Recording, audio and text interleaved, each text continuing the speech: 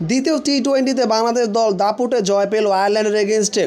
ইমন এবং তানজিদ তামিমের ব্যাটিং নৈপুণ্যতায় বাংলাদেশ দল 8 উইকেটে জয় পেয়েছে।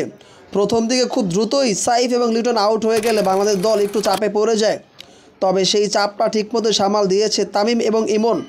দুজনের ঝড়ো ইনিংসে বাংলাদেশ দলের 8 উইকেটের জয়। এ জয়ে বাংলাদেশ দল 3 ম্যাচ সিরিজের 2-1 সিরিজ জয়লাভ করে নিয়েছে।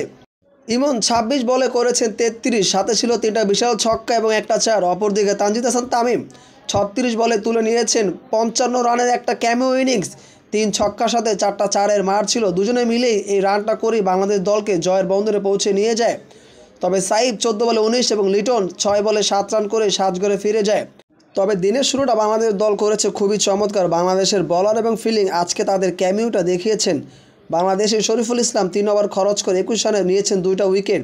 মুস্তাফিজুর রহমান বরাবরই কিপ্টে বলার স্বাদ তা সবারই জানা রয়েছে। 3 ওভারে 11 রান দিয়ে 3টা উইকেট তুলে নিয়েছেন।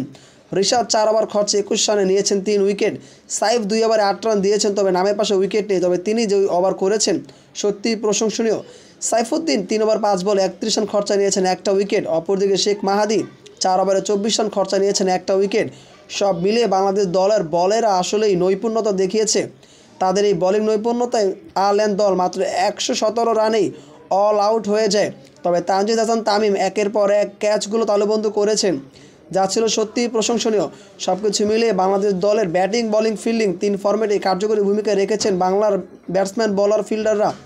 এতেই বাংলার বাজিমাত। বাংলাদেশ দল জয় তুলে নিয়েছে 8 উইকেটে। এমন একটা স্বস্তির জয় বাংলাদেশ দলে টি-20 ওয়ার্ল্ড কাপের জন্য অনেক বড় ভূমিকা রাখবে।